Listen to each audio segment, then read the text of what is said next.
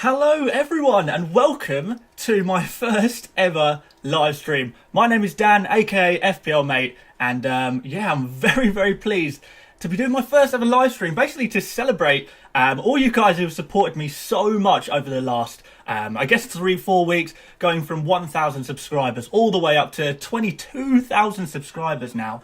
Wow, it's just awesome, and I'm so happy to be here. So let me just get myself sorted and we'll get going.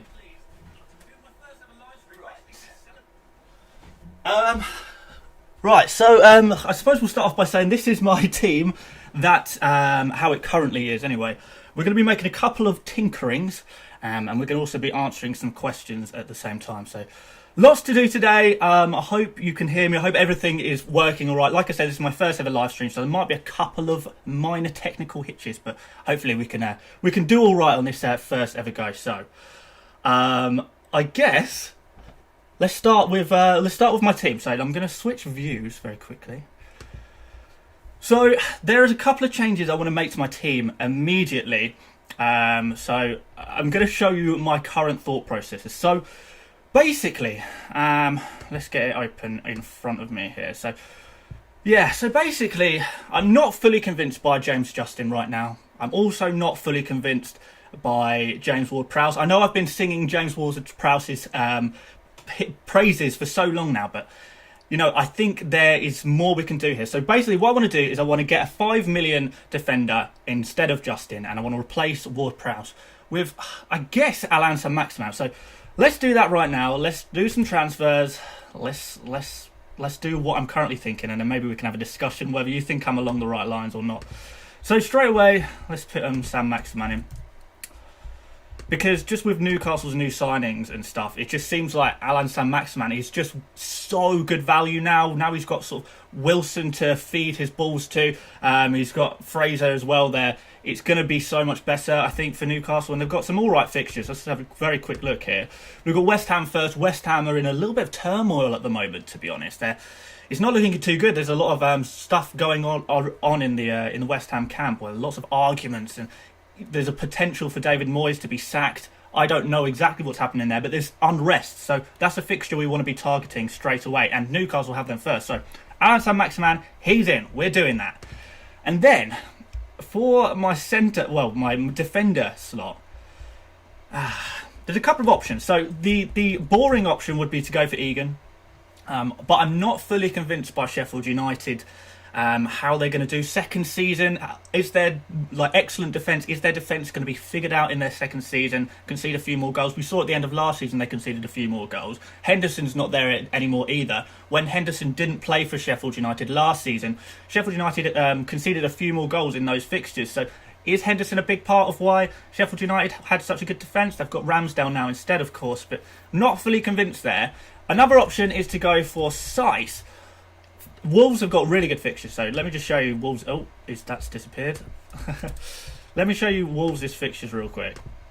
So Sheffield United, as a defender against Sheffield United, you'd say that's a really good fixture. Man City, obviously a hard fixture, but after that, West Ham, Fulham, Leeds, Newcastle, Crystal Palace, so a really nice run there of some good defensive fixtures. Sheffield United included in that, I would say. It's just Man City that's the only one I'm not convinced by there. But the problem is that with Wolves' new they've signed a new left back who can play left centre back, and Saiss plays left centre back. So is there going to be a little bit of competition for Saiss's place? He didn't play every game last season. I think he played around 32 games last season. So he's not as nailed on as some of the other defenders there, which leaves me with one guy that I'm looking at, and here he is. Reece James. He's a little bit of a risk. Is he going to be starting? I'm not 100% sure, I guess, but there's a good chance of him starting, particularly at the beginning of the season. Chilwell isn't fit. Maybe Azpilicueta plays left back. Reece James plays right back. Or if Chelsea play with a 5 at the back, that means that Azpilicueta will play sort of right centre back, I guess, and Reece James will play in a more advanced right wing back role. Where he'll fit. So Azpilicueta is a competition for Reece James's place, but you'd think on the face of it, to have Reece James creating loads of chances on that right wing to all of this new attacking talent, there is a real good chance of this going super well. So There's a slight risk there, I guess, but it could be such a good little pick there. It could be such a good pick, and there's a real possibility for Reece James to sort of get Trent Alexander-Arnold level amount of points. There is a genuine possibility of that. Maybe not quite to the same extent, but in that sort of mould, maybe in the same mould as maybe a Doherty or something like that, and picking up points that way, getting really high up the pitch, getting in crosses, feeding through to, Pulisic, Ziyech, Werner, of course, Havertz, all of these amazing Chelsea attackers. So that is where my thoughts are going right now. So, Reece James is in. And that is how I'm going to set up for this very moment. So, now that is all done, I think we should go to the chat and see what you guys think. See what some of your questions are, and we'll talk about them, I guess. So, let's get this back up. I am going to have to bring... Like I say, I'm not very prepared for any of this. So I have to answer your guys' questions on my phone. I only have one screen right now. All of this YouTube stuff has happened very, very suddenly for me. So I'm not prepared. I don't have multi-screen set up and stuff like that. So yeah, do try and bear with me. But let's try and answer some of your questions. I know there's a lot of you in here. I didn't realise there'd be quite this amount of you in here. But that's awesome nonetheless. So let's get to some questions. So what are you guys saying? So... who have we got here? So, Chiang707, hey FPL mate, what are your thoughts on Calvert-Lewin? Do you think he will outperform competition in his price point? Now, I've been watching a little bit of Let's Talk FPL recently. I don't know if you guys are familiar with Let's Talk FPL, but he's gone for Calvert-Lewin in his team. It's made me worried about not owning him. I know that Everton have got all of these new midfield players and possibly feeding into Calvert-Lewin. And that's sort of really, really, really tempting to get involved in that, just because he's got all of this new service. So Calvert-Lewin, I do think he is a good option, but I don't really fully like his price, if I'm honest. This is 7 million. There's not really any other players worth around 7 million. You have to sort of go down to 6.5. There's a couple of options, loads of options at 6. So as a price point, I don't really like him. I don't know if it's super easy to make the switch, but as a pick, he's okay. If you're comfortable, if it doesn't work out, going down to a 6.5 or a 6 and then holding the extra million in the bank, then it's a fine option. But at the end of last season, he didn't really impress too much. So let's see what happens. Let's go look at another random comment. Sorry guys, I have to look at random comments because there's just a lot of people talking in here, more than I probably expected today, if I'm perfectly honest. So thoughts on Pereira of West Brom.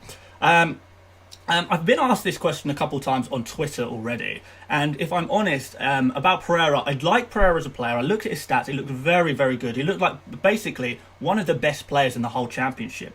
But the problem is, you can be as good as you like, but if you're in a team like West Brom that doesn't really have too many other players that are of a really, really top quality, a creative midfielder has to have someone to feed onto and to feed off of. Who is going to be giving Pereira the chances? Who is the Pereira going to be giving the chances to? That's the question. So I guess a comparison is someone like Buendia. So Emiliano Buendia of last season for Norwich, absolutely fantastic creative midfielder. But because he was playing in a Norwich side who didn't have as much talent around him, he couldn't fully flourish. He didn't have as many people to feed to him, and he wasn't able to feed to other people as well. So there was a slight difficulty there, and therefore I'm not confident on Pereira. For the 6 million, I prefer James Ward-Prowse, who, like I said, I've had James Ward-Prowse like for weeks and weeks and weeks until today, where I wanted to make the switch basically.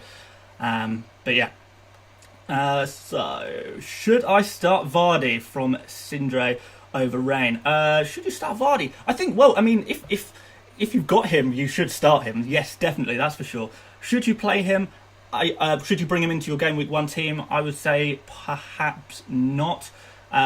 Just because he is quite expensive, and he didn't finish last season amazingly. I know he had that really good period, but Leicester sort of fell off a little bit. Vardy's obviously getting a lot older. I don't know, is he going to be able to maintain the same amount of results that he got sort of in the middle of last season? I'd rather go for someone like Werner in a team I'm more confident of, for less price. And people like Danny Ings as well. Danny Ings has got some excellent fixtures. He's a little bit cheaper than Vardy, so you can reinvest that 1.5 million elsewhere, and I think you can do more with that 1.5 million and switch from Vardy to Ings than you could do if you just had Vardy. That 1.5 million will go a long way in the rest of your team. Right, next question. How are you getting Man United players in? Well, I'm glad you've asked. So I've only got one definitive plan to get a Manchester United player in, and that is, if you can see there, I have got a wonderful Heung-min Son. So Heung-min Son and 1.5 million in the bank basically means I can switch Heung-min Son in game week 2 straight to Fernandez. So Son is 9 million, Fernandez is 10.5 million, got the 1.5 million in the bank, switch it up straight away, nice and easy, Bruno Fernandez for the rest of the season. The follow-up question to that is, what if Son does really well?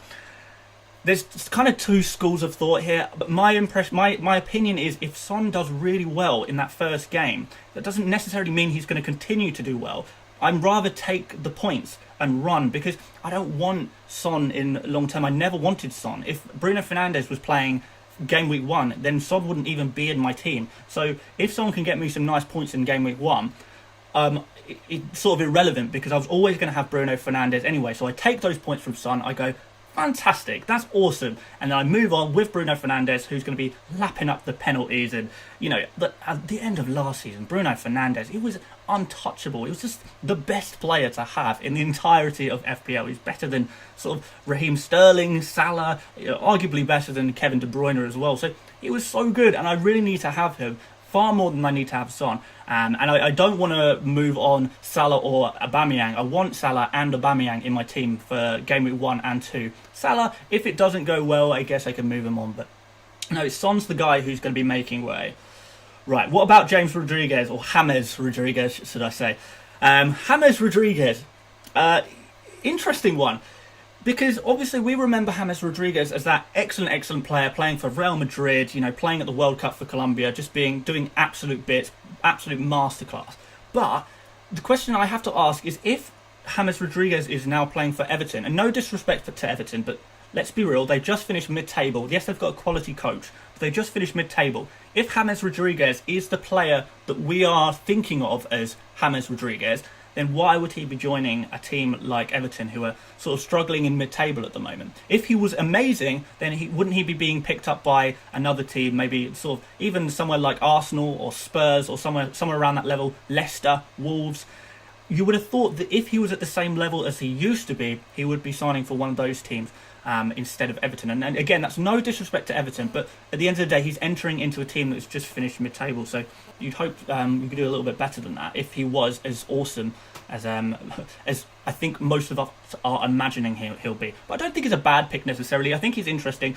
I won't be going straight in on James Rodriguez, but I can see myself having him in my fantasy team at some point. But game week 1, I think I'm going to leave it, to be honest, and sort of wait and see what happens. Right, next question. Right. Hi, FPL mate. I've chosen Kane and Werner for my strikers. What do you think? Should I take any of them out?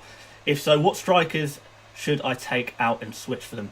I think I can answer that question pretty easily. So Kane and Werner is a lot of money up front, when really what we want to be doing is put more money in midfield. You don't really want all of your money tied up front, just because maybe one premium forward is fantastic, but there's more value, more not necessarily more value, but there's more points to be gained from premium options in midfield. So I think Aubameyang, Sterling, De Bruyne, Bruno Fernandez, Salah, Mane, that's 6 already, isn't it? Did I just mention 6? So those are 6 players who you would think would outscore probably both Kane and Werner over the course of the season. So go in on a couple of those.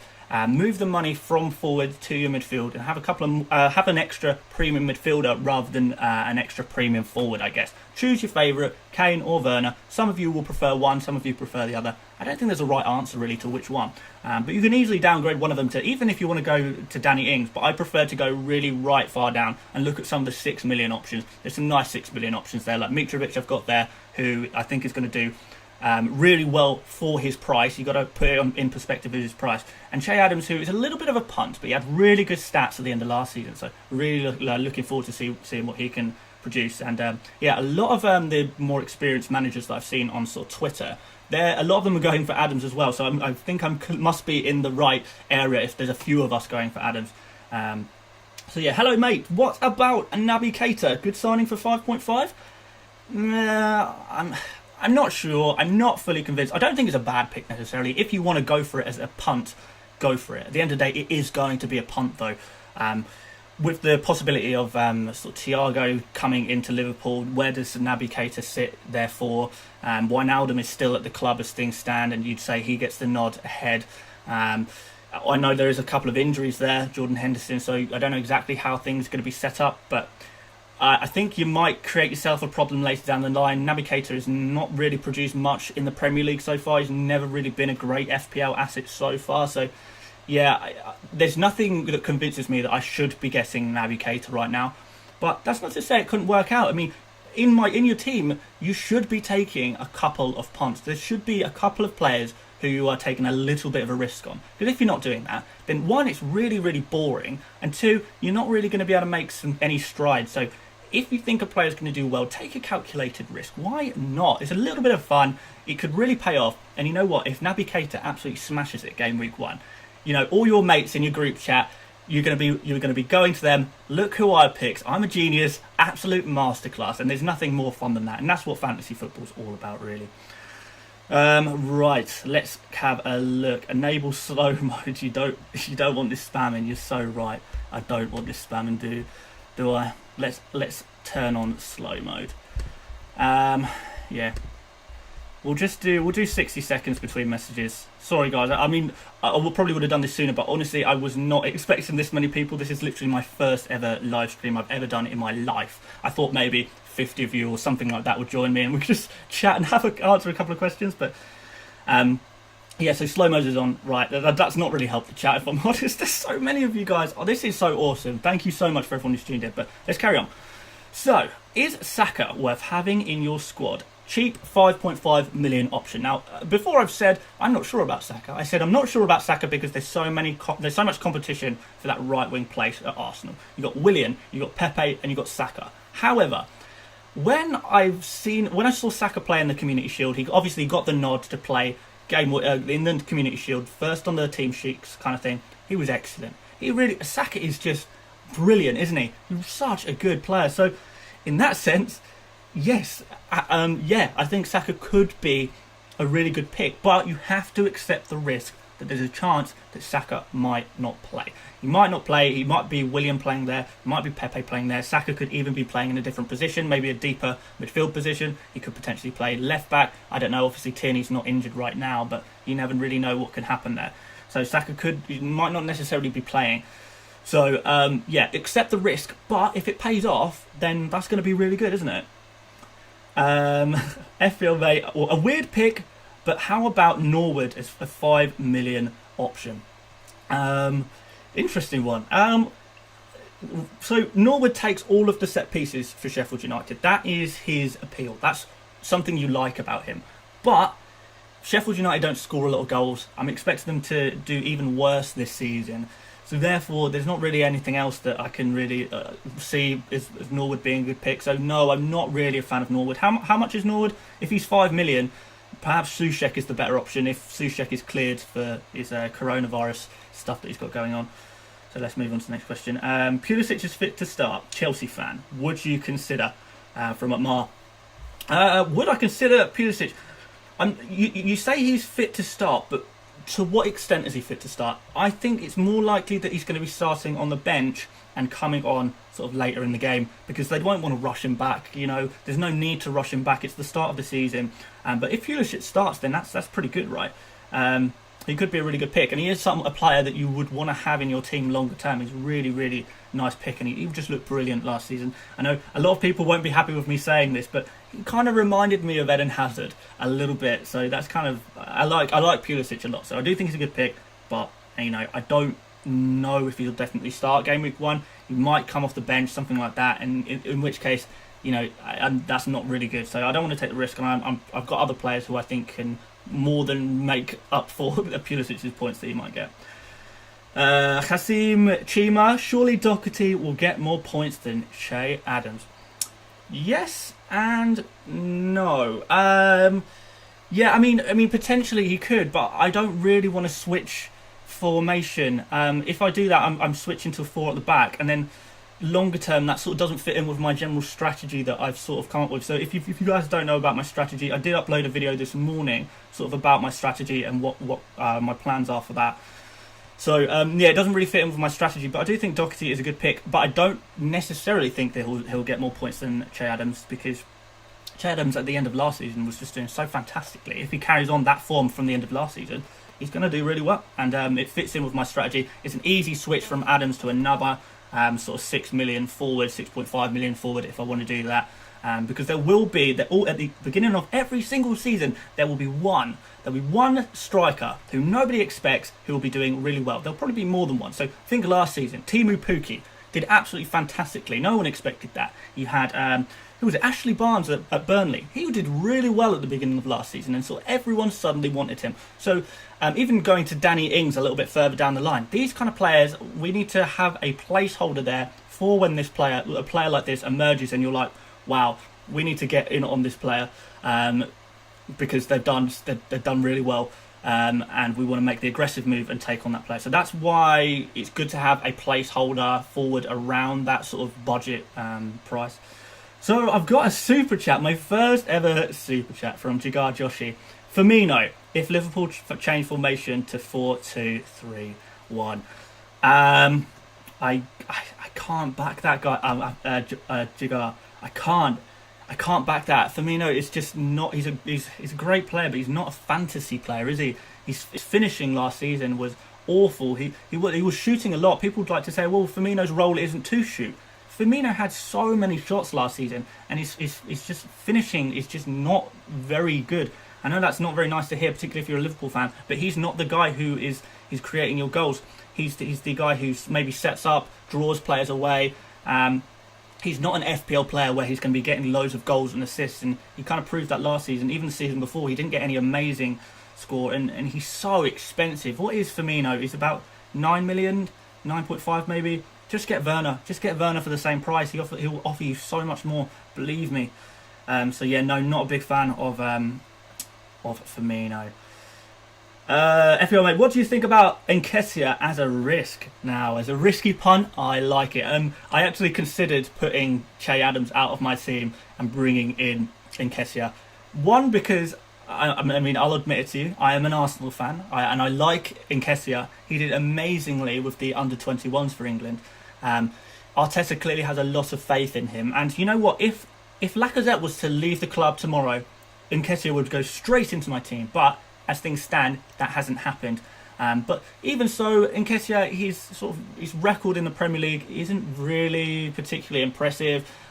Even at 6 million, sort of at 4.5 million is a bit more tempting, but at 6 million, I think you can get play. I think Mitrovic, for example, will outscore Nketiah per 90 minutes. So just because Nketiah is not the guy who's going to be making the goals, scoring the goals, it's going to be Aubameyang, and whoever's on the other wing, maybe Saka, he's going to be creating a lot of the goals. So, and Arsenal don't score a huge amount of goals at the moment either. Okay, so another super chat. Oh my god, thank you so much, Mr. Danny Mac 24. So why you took Justin out, mate? Well, I'll tell you for why. So Justin, I'm not super confident about, just because you know, he's going to be probably playing at the beginning of the season. He's going to be probably not playing after game week 4, and I don't particularly want to be making transfers on my defenders. I'd rather make transfers in the more aggressive positions that are sort of, I can go look at who's in form and stuff like that, and pick the players further up the pitch. For example, like I said, I might want to change Che Adams to this season's Pukki, whoever that ends up being. That's the kind of transfer I want to make. I don't want to be wasting transfers on a 4.5 million defender. So I'd rather have someone in there who I want to have Alexander-Arnold and 4 defenders who I can just rely upon for the next, pretty much until my first wildcard. I want to rely on 4 defenders, switch them around, 2 play each game out of those 4, and I want to have 4 that I can trust. I trust all of the other defenders that I had, other than Justin, and now I've replaced him with James, who's 5 million, who Chelsea are expected to have a much better defensive record than they actually did last season. The reason why they conceded so many goals last season was because, unfortunately, Kepa didn't have a very good season. But David De Gea didn't have a very good first couple of seasons. He took a little bit of while to adjust. So maybe Kepa does a little bit better. Maybe Chelsea bring in a new keeper. These factors will make James so much nicer as an option, particularly if he plays. You've got Thiago Silva now in the Chelsea defence, and all of these new attackers that someone like Reece James, he'll be bombing up the pitch and he will be passing to these attackers and he'll be getting assists as well. So hopefully more clean sheets from Chelsea. Hopefully lots of assists and stuff like that from James. I think it could be really, really, really good. So that's why I've gone there. And also I've taken down James Ward-Prowse to facilitate James. For Saint-Maximin, like I said, he's now that Newcastle have brought in these attacking players, it looks a lot better for him. Right, we've got another super chat, haven't we? From Ivan FLDP. Can I get West Brom goalkeepers instead of the Brighton goalkeeper combo? Not a good differentiator strategy. So the Ryan/Button goalkeeper combo is a safe combo because if Ryan gets injured, Button it fills in. But of course, Button has now moved to West Brom, and Sam Johnston is the first choice goalkeeper at West Brom, and Button is the backup goalkeeper. Now, as a tactic, having one playing goalkeeper and the sub goalkeeper as your backup is kind of a good tactic. But let's be real: how often does a goalkeeper get injured? Not very often. It's sort of like a couple of goalkeepers get injured throughout the whole season. And is that going to be early? Is that going to even be before your first wild card? I don't think you should sacrifice having a good goalkeeper just so you have a 4 million backup goalkeeper, because let's be honest, West Brom, they're going to concede a lot of goals. They've just come up to the Premier League. They're not a really, really fantastic defensive outfit, really. So Johnson is going to be conceding goals. So I'd far rather for the 4.5 million go for, it's between Ryan and McCarthy, really. If you're going to spend 4.5 million on a goalkeeper, go for Ryan or McCarthy and just stick any random 4 million goalkeeper on your bench. I've gone for Jed Steer, just because Jed Steer is expected to be the Aston Villa starting goalkeeper whilst we wait for Heaton to become fit. Obviously, if Aston Villa sign a new keeper, that changes a little bit. But yeah, there you go. So yes, are we all up to date with our super chats? No, we're not. Okay, De Bruyne or Sterling / Fernandez or Rashford. Okay. So which one should we go for out of the two? So, well, Fernandez, out of all four of those players, Fernandez sticks out immediately just because at the end of last season he was everything, wasn't he? He was everything for Manchester United. Everything went through him. Every set piece was taken by him. He was just so important, and he was getting, I think there was 3 game weeks in a row where he got 15 points, 14 points. It's insane. Sort of 44 points in 3 game weeks from one player. And if you captained him as well, that's 88 points from 3 game weeks, which is just insane from one individual player. So Fernandez is sticking out immediately. I would say but Fernandez is a really, really good pick in game week 2 onwards. Manchester United got really good fixtures. The City guys don't have as good fixtures, really, particularly for an attacking point of view. Sterling is the guy I'd probably go for out of De Bruyne and Sterling, because Sterling's a little bit more explosive and it's a little bit more an exciting player to own. De Bruyne, I don't know if he repeats the season of last season, but we'll see. We'll see. Let's go for a non-super chat question. So I've done thoughts on James Rodriguez. I've talked about why I know Justin. We can talk about Calum Wilson if you like. So, a lot of people want to know about Calum Wilson. So, what do I think of Calum Wilson? So, let's remember that Calum Wilson, although at the beginning of last season, he started really, really well. I had him in my Game Week 1 team last season, and he was just sort of scoring every single game, and it was fantastic. But Calum Wilson, how many goals has he scored since, in 2020? Or even like going back to sort of December, November, October of last year, he scored like maybe 1 or 2 goals. He really has not been very impressive. I know he did have some injury problems in there, but I'm not fully convinced by him being suddenly amazing. But does he improve Newcastle's attack? 100%. If he can recapture that form from what he can do, because we know he can do stuff, it's going to be awesome. But he's a little bit of a risk. For 6.5 million, I don't really want to go there. I'd rather go for Saint-Maximin, who will probably be providing the assists for Calum Wilson. If Calum Wilson does score goals, and Saint-Maximin is a lot cheaper. And yeah, like I say, I prefer Mitrovic, I prefer Adams, even Nketiah I probably would prefer initially to Wilson. Wilson is one of those players who could do really well, and he's a player that we want to make sure we can switch to if we want to. I've got another super chat. So, from Roger Swarin, Havertz over Werner. makes a way for Martial and Ings and Mitrovic, or any 6 million. At 8.5, we have a player who is highly goal scoring, can head, can dribble, makes those runs behind defence, extra clean sheets and goal points. So if you guys follow me on Twitter, you might have seen this tweet, but Havertz, his best stats were always when he played as a striker. When he played as a striker for Bayern Leverkusen, he was getting 1 goal per game. When he wasn't playing as a striker, when he was playing as an attacking midfielder, I think he got something like 3 goals in 22 games. When you look at it like that and think Havertz is probably going to be playing in central midfield, central attacking midfield, he's probably, if last season is to go by and how many goal contributions he gets per position, central attacking midfield is not going to be a great position for Havertz. If Havertz plays on the wing, maybe he plays up front, then that's going to be awesome, isn't it? And I do think Havertz is going to turn out to be an amazing player for Chelsea, by the way. I think he's fantastic. But do I want to take the punt on Havertz in a new team, playing deeper than he's used to playing, over someone like Werner, who literally gets ridiculous amounts of goals and assists in previous season, and he only plays up front or on the left wing, and whether he's playing up front, on the wing, as part of a 2, he always gets goals, he always gets assists.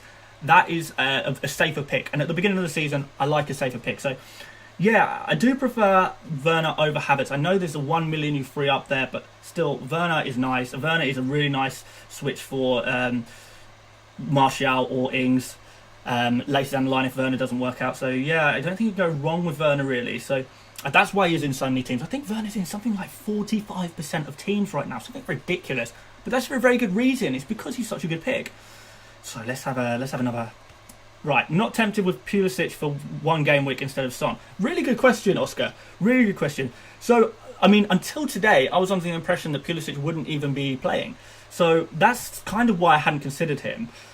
But Pulisic could do okay. He could do okay. But as I sort of mentioned a little bit earlier in the stream, even though Pulisic has been declared fit, are they going to be rushing him back to start the game? I think it's more likely that Pulisic comes off the bench, personally. So Son, I know, is definitely going to be starting. Son has looked really good in pre-season, and although you shouldn't really consider pre-season too much, Son has looked very good in pre-season. And I've been watching the new Spurs documentary a little bit, so even though I'm an Arsenal fan, I guess I've grown a little bit of an affinity with some of these Spurs guys. I'm really impressed by what I saw in that documentary, and Son is an absolutely fantastic player, and I'm very happy to own him in my team. So yeah, I think Son's the safer pick. I think he is.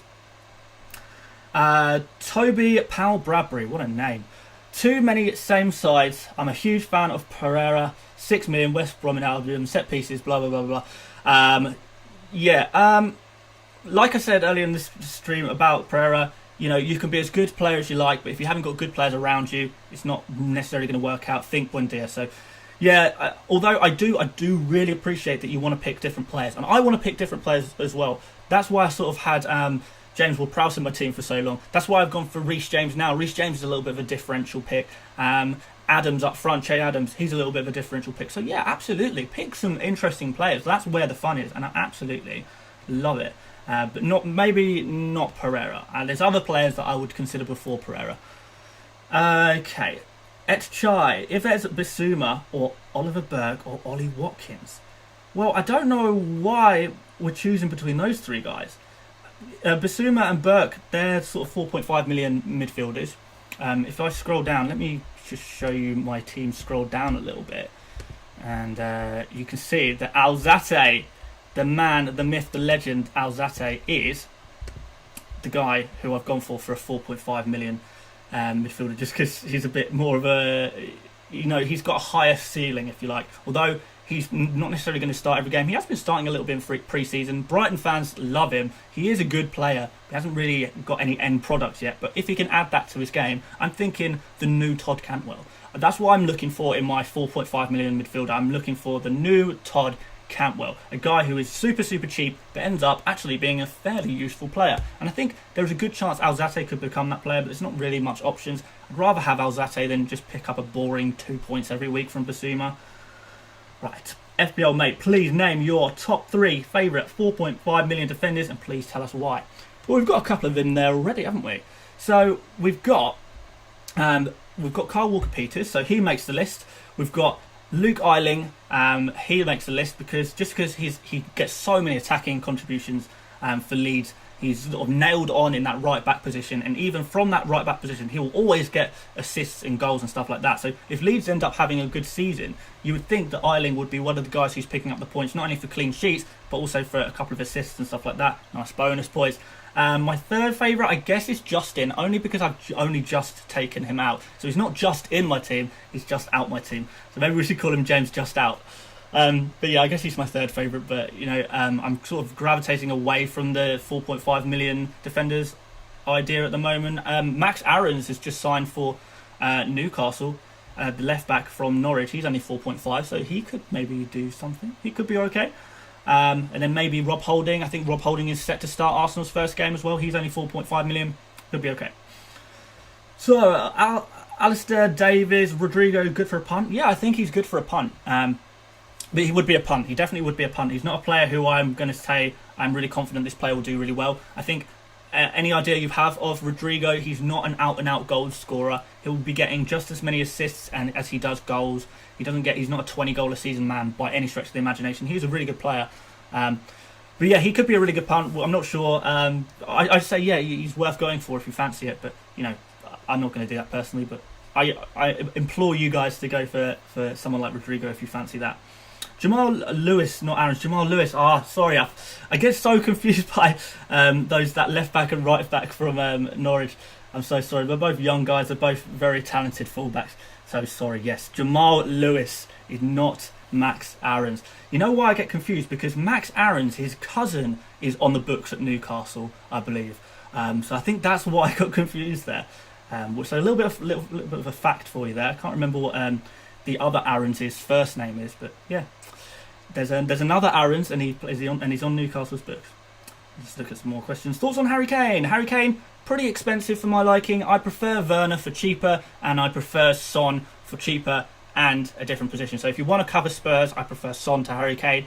If you want to just have a premium striker, a premium forward, go for Werner instead. What about saving Bruno in subs for when United play, save some transfers? Well, that kind of only works if so who's first on my bench? Alzate. So if I put Alzate on the pitch and it would be Bruno Fernandez on my bench. Although I've saved myself a transfer, Alzate, what's he going to get? 1 or 2 points? What's Son going to get? Probably more like 6, 7, 8 points, something like that. Could be even more. So I may as well just, even if I end up spending a -4 to do the extra transfer, it's more worthwhile having Son on there, taking the points from Son and then making the switch, rather than taking a 1 point or a 2 point from Alzate or Ayling, if I want to go for Ayling instead. It's more worthwhile trying to take a little bit of a risk and just going for Son, seeing what he can get, and then making the switch, even if it ends up meaning I take a -4, because it will be the net gain of points should be higher, in theory. Why Ayling over Dallas? I'm glad you have asked that question, Abir. So, the reason I'm going for Ayling over Dallas is because a few reasons, actually. So, Dallas mainly has played on a left back for Leeds last season, but Leeds are looking for a new left back. When Dallas wasn't playing at left back, he was sort of playing at midfield, maybe playing at right mid, left mid. He was sort of a bit of a utility man. He just filled in whenever there was a gap. Leeds signing a few more players, you'd hope there'd be less gaps. If they sign a new left back, that's another place Dallas can't go in. Even if Dallas does play every single game at left back, when you look at his attacking contributions for last season, so Dallas's goals and assists from last season, they pretty much all occurred when Dallas was either playing in central midfield or on the wing. None of them really, they maybe got 1 or 2 assists when he was playing at left back. Ayling, on the other hand, is the first name on the team sheet at right back. He'll play every single game at right back when he's fit, and even from that position he will get goals and he will get assists. So for that reason, he's much more of a reliable pick than Dallas. Thoughts on Harvey Barnes? Harvey Barnes really, I can't remember how many points it was, but I think it was the last game week before quarantine last season. Harvey Barnes, I put him in my team. He got something like 19 points that game week, so I'm always going to have a bit of an affinity for Harvey Barnes. So he's a really good player, but Leicester looked a little bit flat at the end of last season. I don't know how they're going to start this season, and I'd rather go for players that I'm a little bit more confident in. Also, Harvey Barnes, yes, he's a great stopgap, I guess, for someone like Greenwood or Foden. If you want to switch to Greenwood or Foden after you switch out Harvey Barnes, then he's a good placeholder. But as a price point, really, 7 million for a winger, for a midfielder. There's not really many other midfielders worth around 7 million that I want to make the switch to. So you've got to think about price points to a degree. Think what players are worth around the same price as a player that you're putting in, just so you can easily make the switch without wasting any money, without loading too much money in your bank. If things don't go well, or if there's another option that's doing awesome, you want to switch to them. So that's why I'm not so keen on Harvey Barnes. A little bit too expensive, but he's an okay placeholder if you're looking to get in Greenwood or Foden, sort of in the coming game weeks, game week 2, game week 3, whatever. Is Strike a good option for 4 million? He played in some games. You say that, but last season for Leeds, didn't he play something like 5 games all season in the Championship? If he's playing 5 games in the Championship, how many games is he going to be playing in the Premier League? So maybe like 2, 3, something like that all season. So yeah, maybe he does play in central defensive midfield, but what's that? You get sort of, he's sort of the kind of guy who's going to get 10 points all season. Strike. So Strike at Leeds, no, don't really like him, if I'm honest. I think there's other better options for 4 million defenders, namely Ferguson, who is right there on my bench right now, waiting to be fit and healthy and come into my team.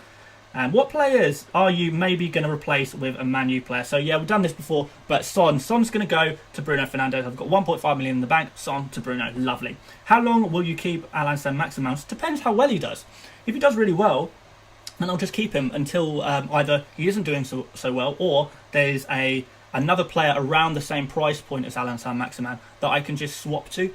If there's a good transfer to be made, I'll make it. If there's not, and Saint-Maximin's doing okay, then I'll keep him. So yeah, I'll just prioritise where the best transfers can be used. You know, transfers are precious commodities, and you should always use them as wisely as you possibly can. No Salah. Have I accidentally taken out Salah? No, he's still there. He's still there. He's vice captain. What's the fuss? All this fuss about Alain Saint-Maximin. The fuss is his price. He's 5.5 million for the talisman of the Newcastle team, with all of these new midfield attacking signings around Alain Saint-Maximin. That's kind of the fuss. Just because he's such a good price, you can't really go wrong at 5.5 million, can you?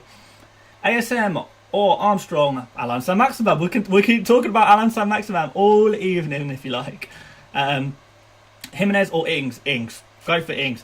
I have Van Dijk in my team at the moment with $1 million in the bank. Would a player like James or Kyle Walker-Peters get more points? No. Van Dijk will get more points, but I would say that James or Kyle Walker-Peters perhaps would provide more value if you can spend the money best elsewhere. You know, if you're going to have a Liverpool defender, I'd just go for Trent Alexander-Arnold. I'm not going to personally try and be clever with Liverpool defenders. Just want Alexander-Arnold. That's it. Move on.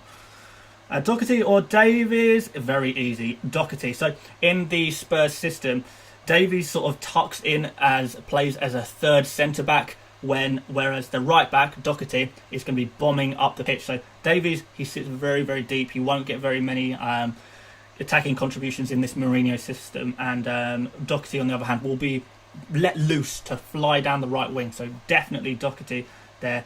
Let's go for some more questions because they're going in. How long am I going to keep Alain Saint-Maximin? This is a popular question. People have said this like 5 times now. I'll keep him as long as he scores me points, or that there's a good transfer to be made for him. Che Adams in your squad.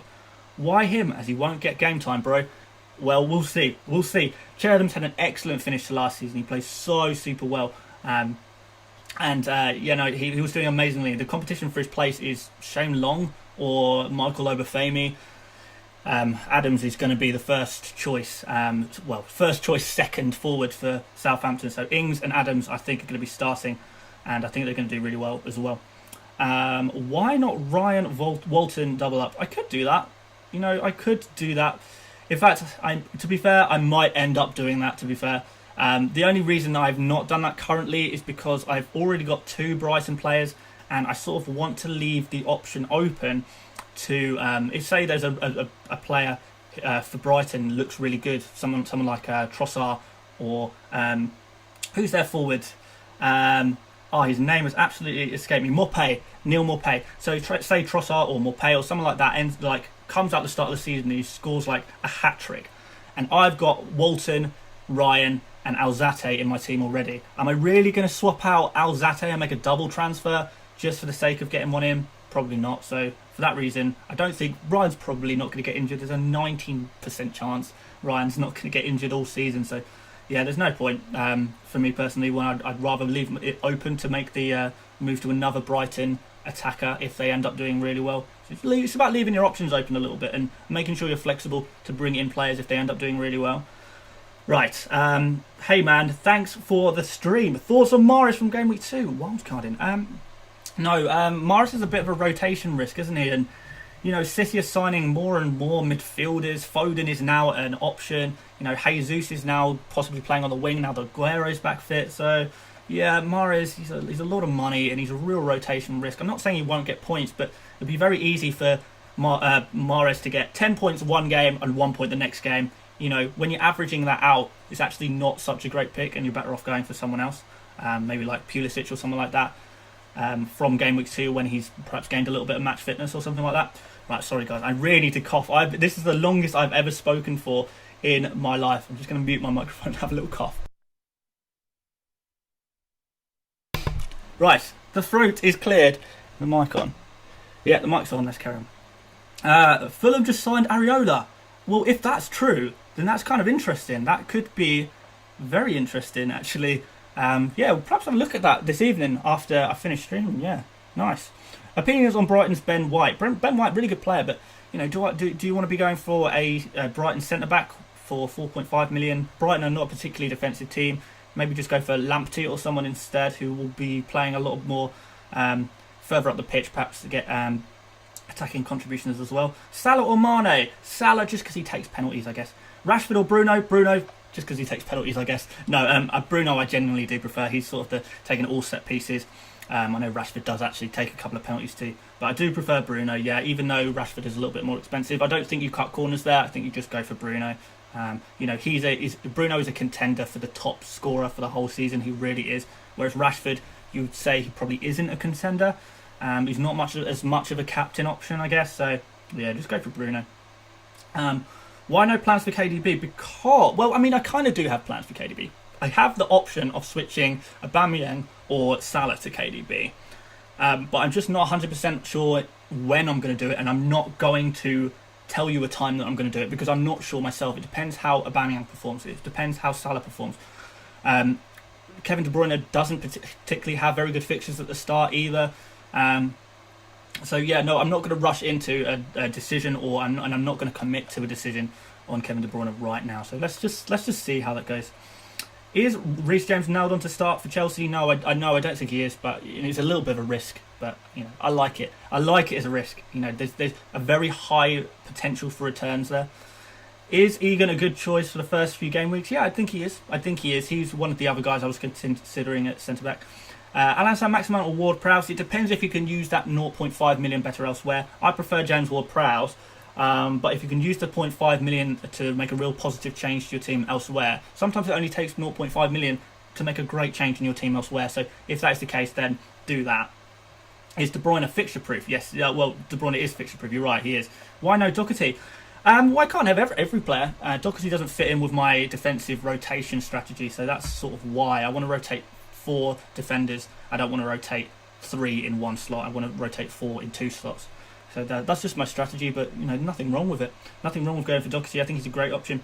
Opinions on Richarlison? I think I'm not exactly sure how Everton are going to line up, but from what I've seen and the players that they have now, Richarlison could potentially now be playing on the left mid, which with sort of or left wing, I guess, maybe. So you could really be seeing a forward that is actually playing in midfield, which is sort of the opposite of what you want. Really want to pick midfielders who are playing as forwards, not forwards that are going to be playing in midfield. So yeah, not so confident about Richarlison. He's quite a lot of money as well.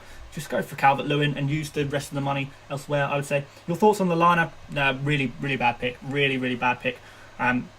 He's one of the players who I would be avoiding. You know, he's a lot of money, 6.5 million. He's not good for 6.5 million.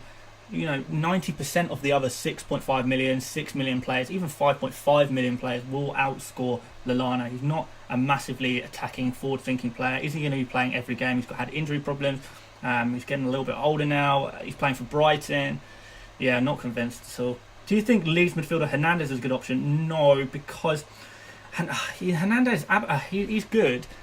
Pablo Hernandez, this is for Leeds. He is good, but he's very, very old. Very old. Sort of 35, 36, I think, something like that. You know, is he going to be able to play every single game for Leeds? No. He's probably going to be playing sort of 60% of matches. And, you know, if you're spending that money, you want a player who's going to be playing game in, game out, really.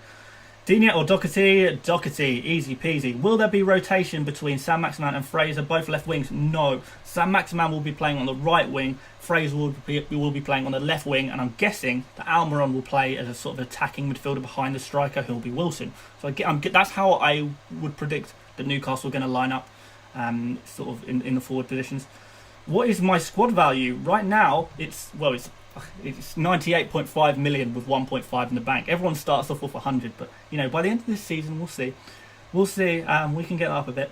Hey, FPL mate, not having Wolves, Burnley, and Sheffield defenders won't backfire as they got good clean sheet previous seasons. Yeah, they did, but Sheffield United, as I keep saying, second season syndrome. I don't think they're going to do quite as well as they did last season. Wolves, I considered having, you know, a Sice maybe.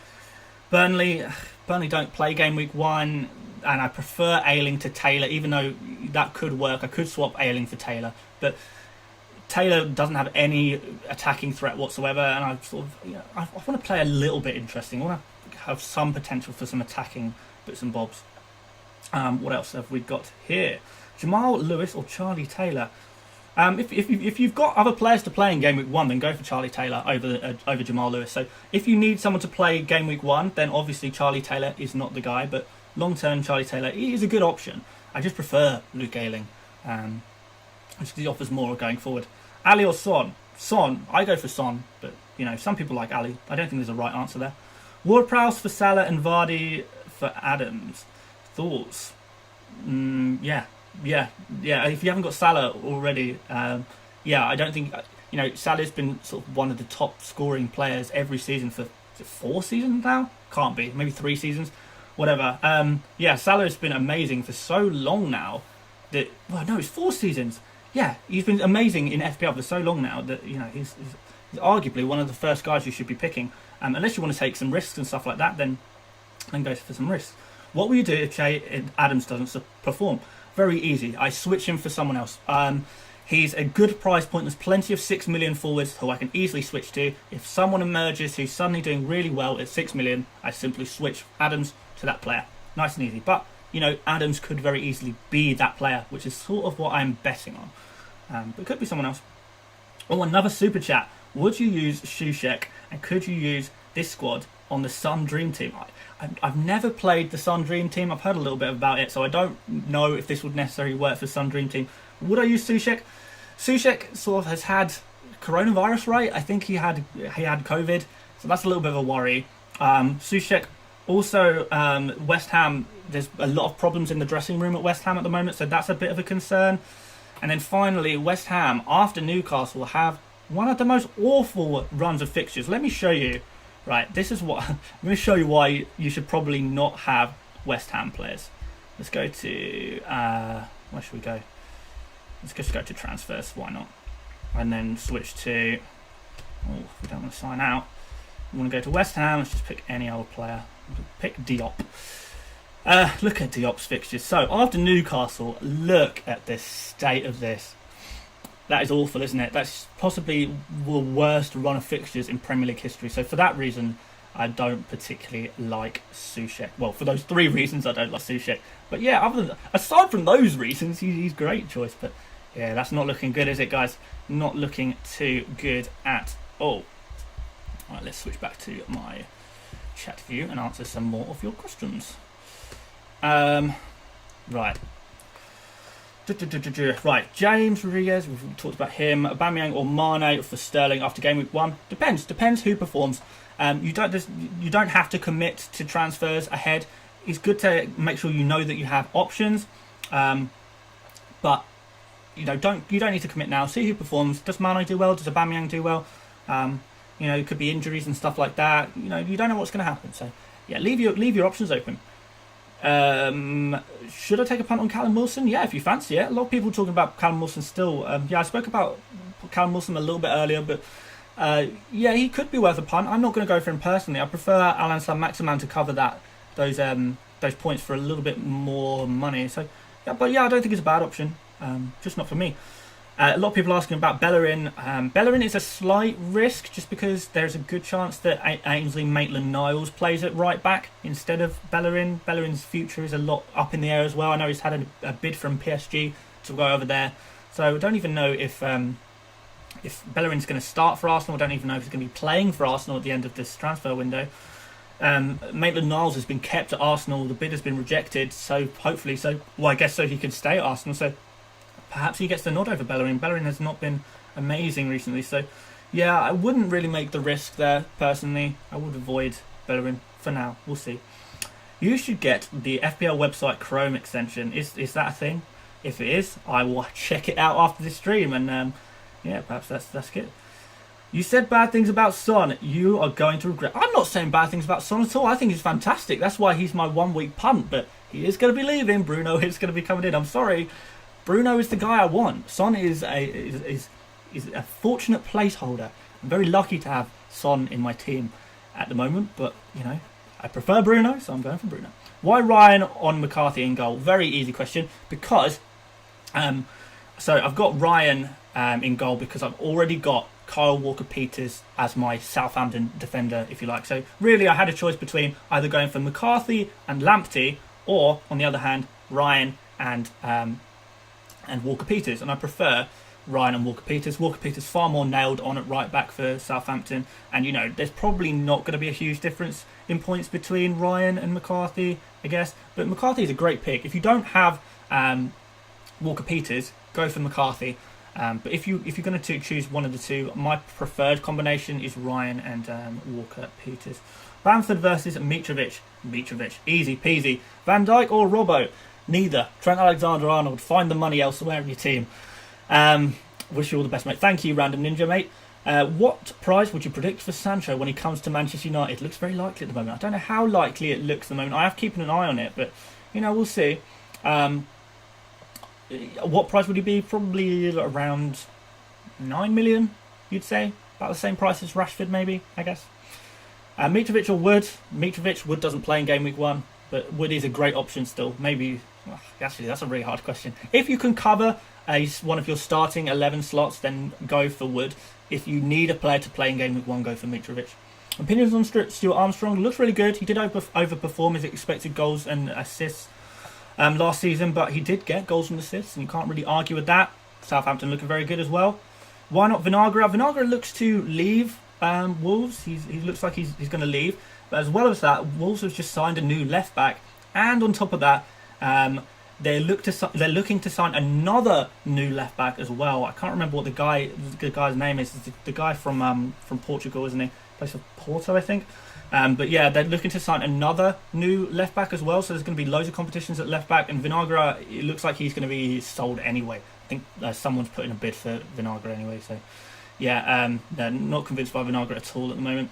Why James for Justin when James will be rotated out in Game Week 2? Do you think that's necessarily true? I don't know if it is. James was playing, Reece James was playing loads at the end of last season. And if he plays well, or if Chelsea play 5 at the back, he's going to be playing every game. So I think the potential for points sort of outweighs the risk. There's always going to be risk when you're going for a cheap player with potential for high points. And you accept that risk. And I've got players on the bench who can cover that. If things do go wrong, or I can make the switch, but I'm not 100% sure on Reece James yet. But no, I'm going to risk it. It's a little bit interesting, isn't it? Ings or Ward-Prowse for penalties? Well, it's difficult.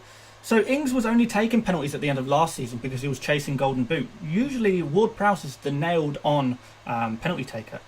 But in pre-season, in a friendly, there was a game where there was 2 penalties for Southampton. Ings took one and Ward-Prowse took the other. So the assumption we should make right now is that Ings and Ward-Prowse will be sharing penalty responsibility. So we'll see.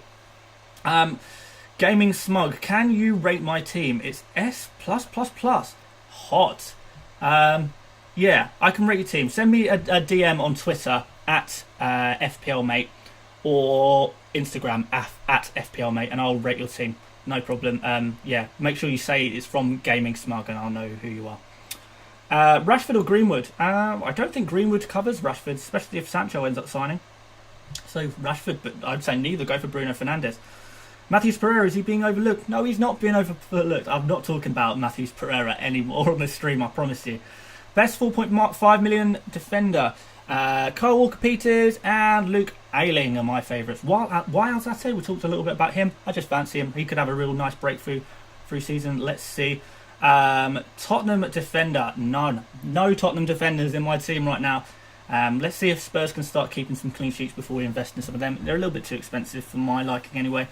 I prefer to go for someone a little bit more attacking, a little bit more interesting, and with a good price as well. That sort of fits in with my game plan. And if you want to learn about my FPL game plan, I did release a video earlier today how my exact strategy plans to win FPL 2020-21. So yeah, I've got a very clear game plan which I'm going for. So you check that video out after this stream. I guess I am going to finish streaming soon because yeah, I've been going on for a little while now. I didn't really expect this many views. I didn't expect all this, but I do want to answer as many questions that you have as possible, and people seem to be still interested, so we can keep going.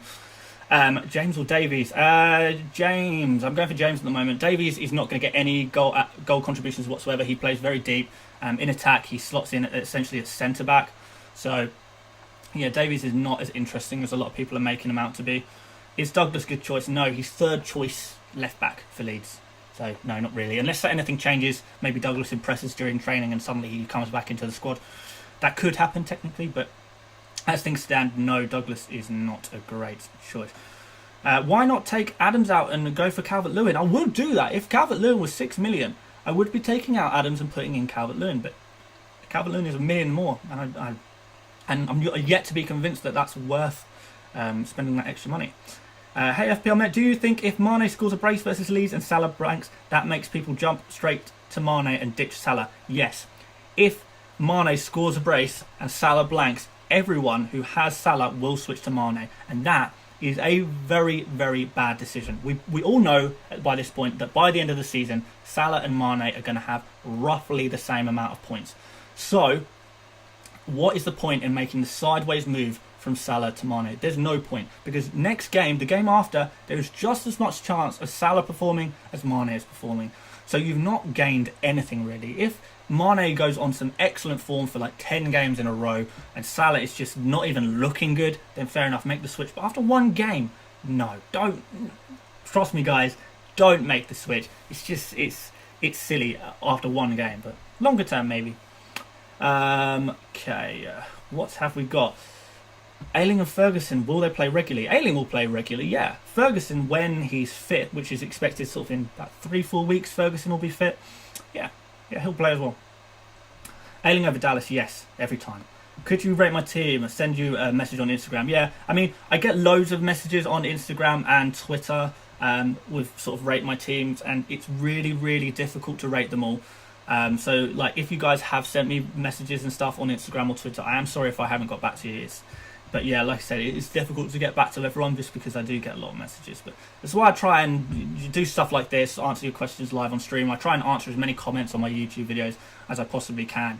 And, you know, try and make as many videos as I can. You know, I'm uploading every day. I'm uploading twice, or I'm going to be trying to upload twice a day this week, just so I can get as much information out there as possible to as many people as possible without having to, you know, because I don't have the time, unfortunately, to answer every question. But let's go back to FPL.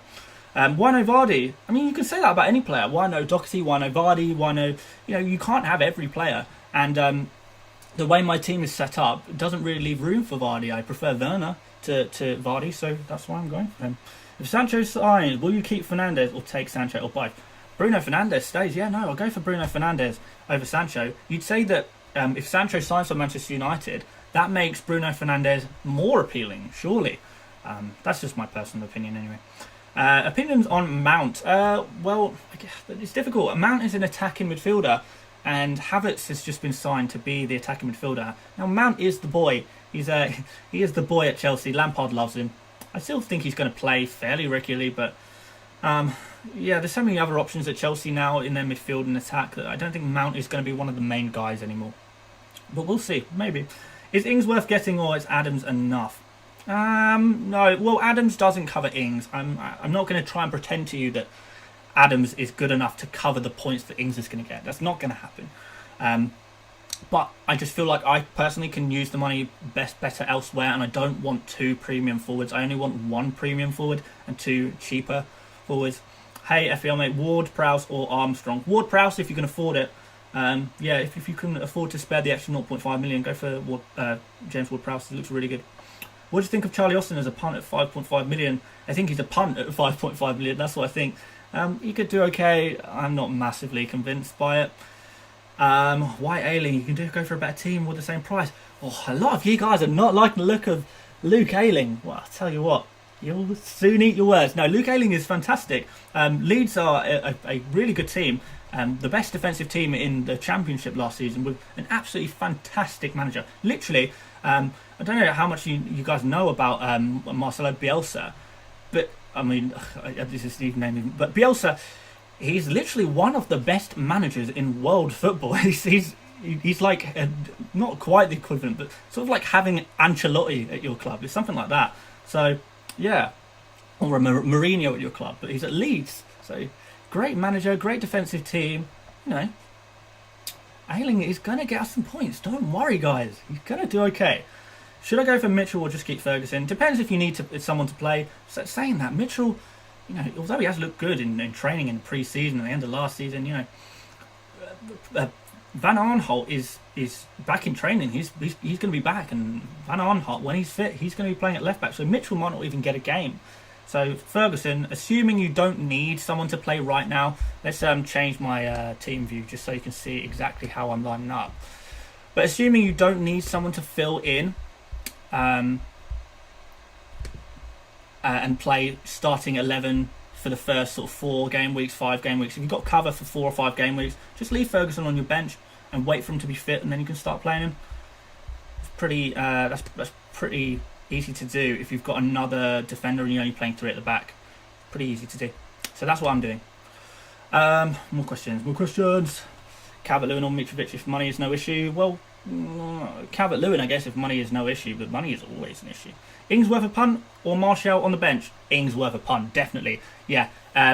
Don't, if you've got Martial on your bench right now, don't do that. Just put Ings on and then make the switch. Make the switch game week 2. Easy peasy. Ings, you'd say, would get a goal. He would make up for it. Don't worry about that. Go for it. Don't you think you're trusting James too much? He isn't nailed and he's got Liverpool game week 2.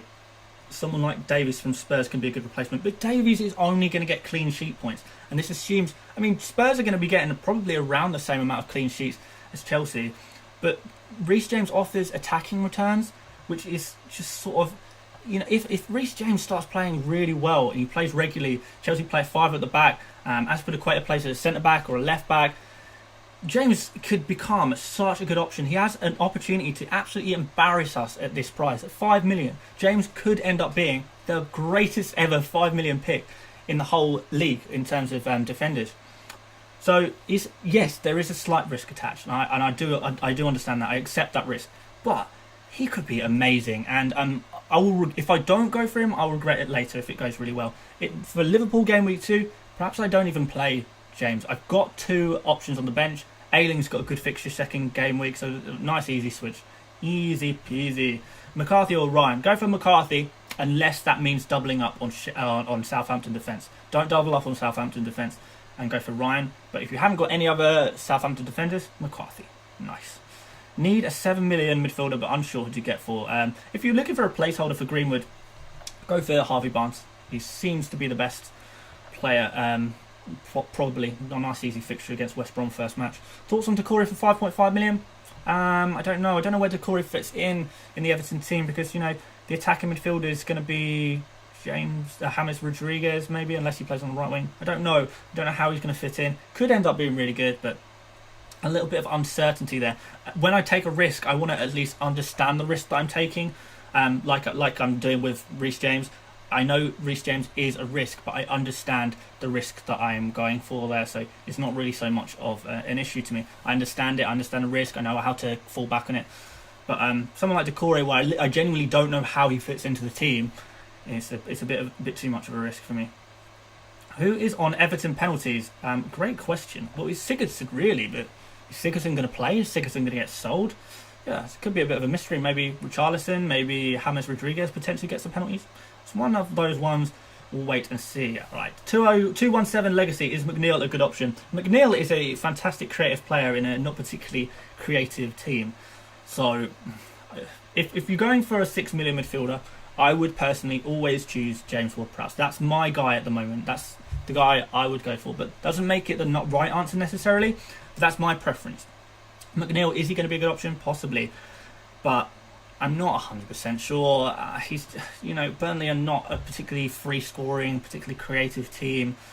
Could be I don't know. I'm not fully convinced. But if you like it, if you fancy it, if you want to go for it, then there are worse picks that you could have. There are worse picks. What do you think of Ben Davies? We talked about Ben Davies. He's going to be too defensive. He's not going to get attacking returns. What do you think of Richarlison? I've spoken a little bit. Sorry, Jawad Khan. I've spoken a little bit about Richarlison already. I'm not sure where he's going to play. I think there's a chance Richarlison is going to be playing at left mid instead of up front, which sort of means that Calvert-Lewin is the sort of better option for cheaper price. Richarlison seems too much money for me. It could be an okay option depending on where he scores, but I just think Calvert-Lewin is the guy you perhaps go for instead. Best value player, Alan Saint-Maximin, fantastic value. Trent Alexander-Arnold, I know he's 7.5 million, but he is fantastic value for that. The amount, there's no other player in the entire game for 7.5 million where you can get 200 points in this season. Insane. Hi FPL mate, do you think pen takers will be good options after the changes to VAR today? I've not actually read about the changes to VAR today. Perhaps I'll have a good look at that after this. So not sure. I wish I could give you a good answer, but unfortunately I can't. 7 of the starting 11 and Ailing on the bench are in my team as well. Well, the Joshy man, great minds think alike, my friend. Kepa or McCarthy in Gameweek 1? I really hope you're joking. Kepa should be nowhere near anyone's fantasy team. And in fact, if you have Kepa in your team, then you can unsubscribe right now because clearly I have taught you nothing. No, I'm joking, of course. Please don't unsubscribe. I need my subscribers. And actually, whilst I'm talking about subscribers, if you are watching this stream and you've not subscribed already, please do subscribe. I know I've already beaten my 20,000 subscriber goal, which thank you so much for, by the way. That's so awesome. But let's see how high we can get by the Game Week 1 deadline. I'm really interested to see where we can get to. So please do smash the subscribe button, smash it, smash it, smash it. And also the like button. How many likes are we on? 222. We've had 8,000 people in here throughout this whole stream. And 222 likes. Come on, guys. We can do a bit better than that, can't we? Let's bump that up. I know there's 867 of you in here right now, so few more likes, that would be really, really appreciated. Thank you so much, guys. I can see it going up already. Thank you, guys. Let's get back to your questions. How much you reckon Watkins? I don't know. Watkins maybe, I'll tell you what, if Watkins comes in at 6 million, he could be a really good option. I know he won't be playing Game Week 1, but after that, a switch from maybe an Adams, say Adams looks terrible or doesn't start, switch to Watkins at 6 million. That could be quite nice. That could be genuinely quite nice. But yeah, 6.5 million, 6 million, it'll be something around there. But I'll tell you what, if Watkins is 5.5 million, get him straight in your team, guys. Stick him on the bench and just wait. Just subbed and liked. Think Jamal Lewis will start? Yeah, I think Jamal Lewis will start. Yeah, I do. Thank you for subscribing and thank you for liking. That's really appreciated, guys. Oh, guys, you've absolutely smashed the likes. Thank you so much, guys. That's awesome. Jamal Lewis was spoken just about him. Yeah, he'll start. He'll look good. Wilson versus Adams. Wilson is 0.5 million. I can use my 0.5 million better elsewhere in my team, so I'm not going to risk on Wilson right now. I'll go with Adams. LFC defensive double up. As a tactic, a few of you were asking about double Liverpool defence. As a tactic, yeah, I really like that. I don't think there's any problem with that, but it doesn't fit my particular game plan, my strategy. So everyone's going to have their own strategies, I guess, going into FPL. The double Liverpool defence doesn't fit in with mine. That's not how I want to play, but it is completely viable. It could really pay off, and I think it's a good move for a lot of people. But it's just not the move that it's not the move that I want to be making. That's all. 337 likes. We're 340. Oh, guys, I love you. You guys are awesome. You guys are really awesome. Kante, oh no, a beer. No, can't go for Kante, man. No, we can't go for Kante. Kante is sort of the perfect example of a bad FPL pick. When you think who is a great player in real life but a terrible pick in FPL, the answer is always N'Golo Kante. So yeah, don't go for Kante. Yeah, he's not going to get you goals. He's not going to get you assists. He's going to pick you up 2 points every game. Not really worth it. There's other options at 5 million, but personally I would recommend spending a little bit more, going for a 5.5 million midfielder like Alan Saint-Maximin, Stuart Armstrong, or maybe even going to a 6 million midfielder. Loads of options that will do much more damage than Kante. Much more damage. Thoughts on Wilfred Boney? Boney is yeah, I'm thinking about putting Boney in my team. No, of course I'm not. Wilfred Boney, what a classic player in Premier League history. We're going off topic here, guys. We've got to talk about FPL, you know. At near 50% ownership, is Werner essential? I mean, yeah, never use the term essential. It's sort of something that I've learned.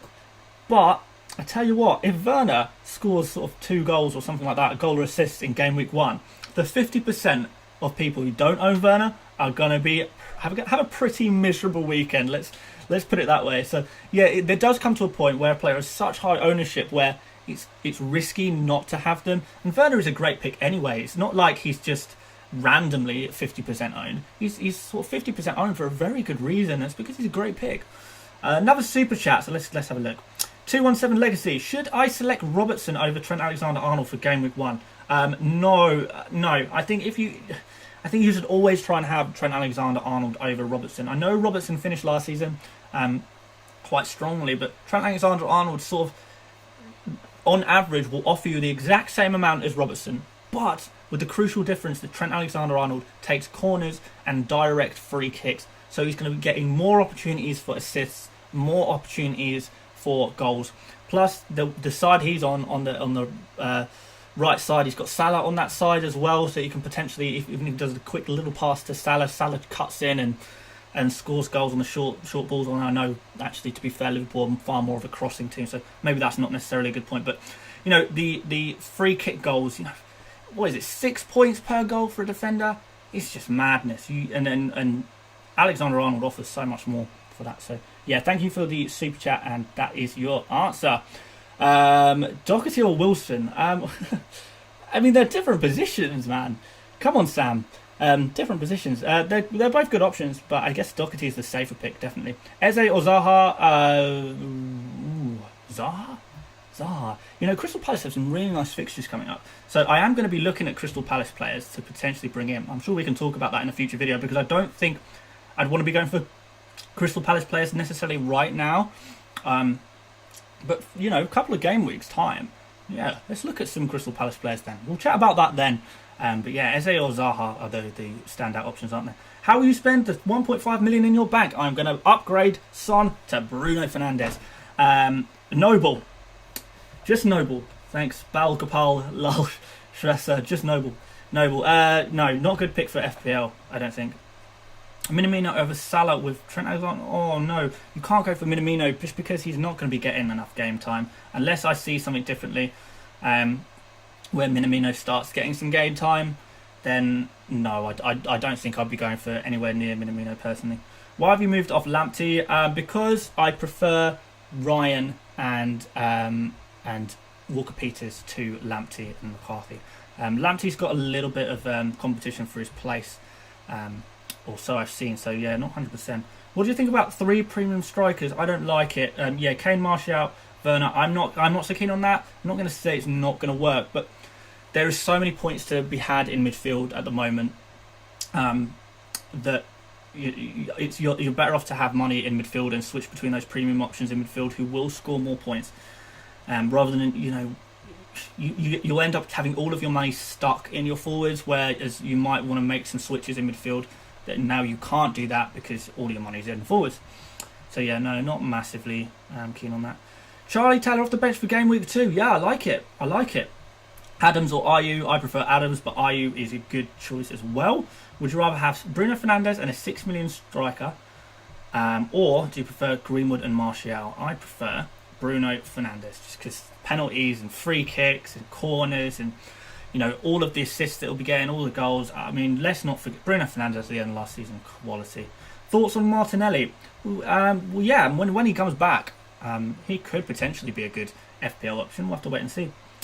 Yeah, there's lots. I end up repeating myself a little bit.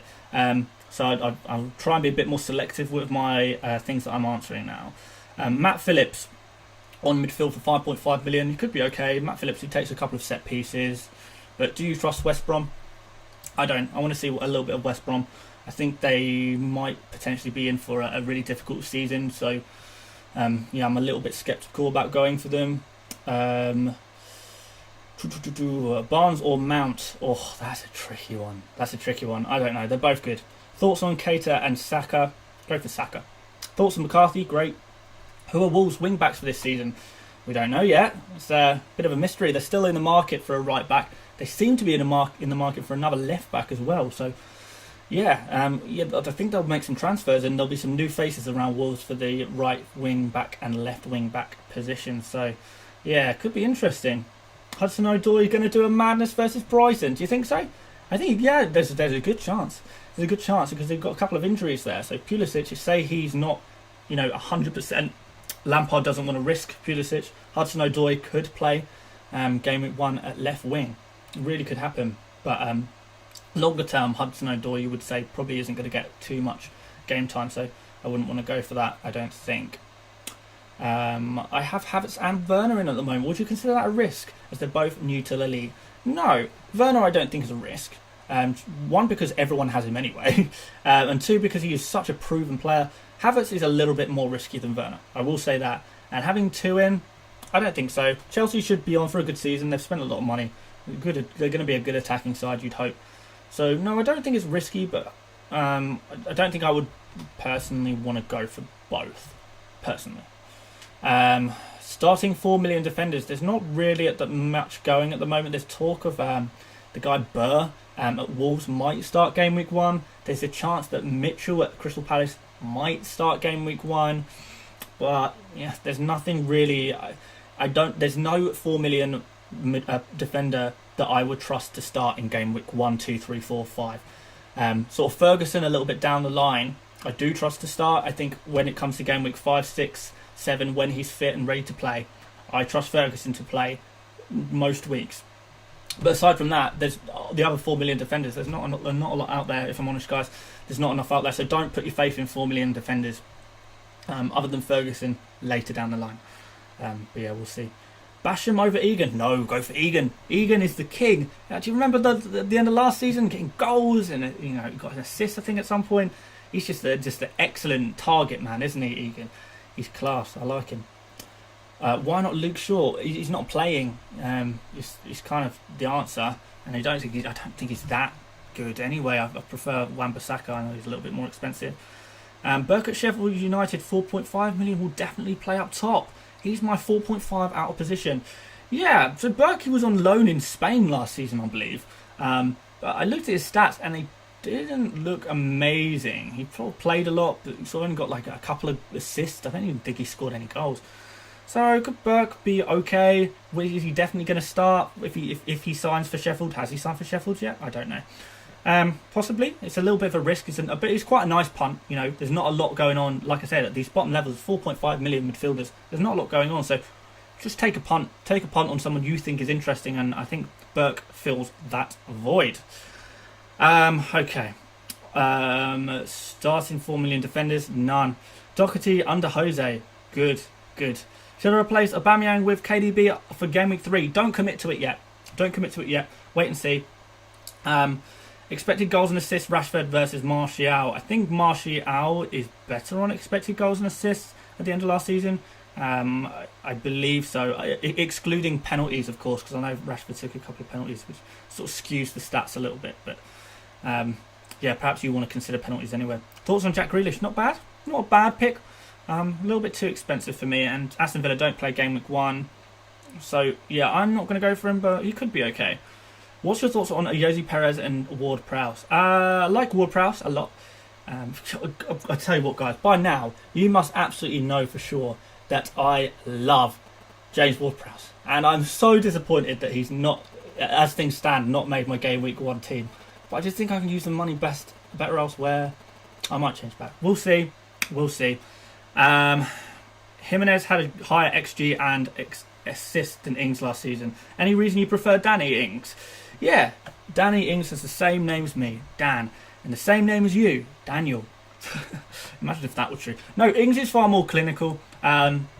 He's a much more of a classic finisher, I guess. Southampton, I think, they impressed me more at the end of last season by a long way. Wolves looks a little bit disappointing at the end of last season. Southampton, so an interesting fact for you. So if you only count games after the COVID break last season, so not the 9 games after the COVID break, 10 games for some teams, if you only counted those teams and you drew up a league table of the results from those 9 matches, then it would go Manchester City, Manchester United at the top of the table, and in third place, the third best team out of 20 after the COVID break was Southampton. So that's why I like Southampton a lot. That's why in my drafts and stuff you're seeing a lot of Southampton players, because I've got really high expectations. I hope they can continue the form from the end of last season and sort of roll with it a little bit. So that's sort of, this is sort of a prediction that I'm sort of involving in my fantasy team, I guess. Right, we'll do a few more questions. I think I'm going to finish up soon, though, just because my voice is absolutely destroying me right now. This is my first ever stream. I've never spoken for an hour and a half all in one go. God, some of you guys, if you've been here since the beginning, you must be absolutely sick of my voice by now. Right, is Lewis a good option? Yes. Reece James or Justin? Reece James I'm going for. I don't have Salah. Is that a problem? I don't think it's necessarily a problem, but you're taking a little bit of a risk. But as long as you understand that risk and you can spend that money elsewhere very nicely in the rest of your team, then fine. What will be your starting 11? That, what you see on screen right now, will be, as it things stand, my exact team going into Game Week 1. But I will tell you, if you're subscribed or if you watch my videos regularly, you will very much know that on Friday I'm going to be doing my final Game Week 1 draft. I'll do my final team selection on Friday, possibly Friday afternoon, so it's close to the deadline as I can get it without going on to Saturday. And I'll show you my final thoughts. I don't know how much I'll change between now and then. I'll probably have a little tinker tonight, see what I can do. But yeah, I think that's possibly the best place to leave it. I'm sorry I couldn't answer all of your questions. But thank you so much. If you want to leave a like on this video, first ever stream, please do leave a like. I wonder if we can get to 500 likes. Possibly. It could happen. It could happen. So please do consider leaving me a little like. I really appreciate that. But other than that, thank you so much for watching, guys. Thank you so much for joining me on my first ever stream. You seem to like this, so perhaps we'll do another one fairly soon. We'll see. We'll see. But yeah, thank you so much for watching, guys. And yeah, join me on my next video. Make sure you subscribe if you're not done already. Turn those notifications on. Get ready. Plenty more videos. We've got to cram in so much information before the deadline. But we can do it. We can do it. We're going to smash it. All of us together. We're all going to smash our mini leagues. Come on, guys. Come on, guys. But yeah, thank you so much, guys, for joining me today. It's been overwhelming. Yeah, I'll stop thanking you guys, and I'll let you get on with your evenings. Everyone have a great evening. And yeah, I'll see you on tomorrow's video. I'll see you on future streams. Whatever. I'll see you guys later. Take it easy, mates. Bye-bye.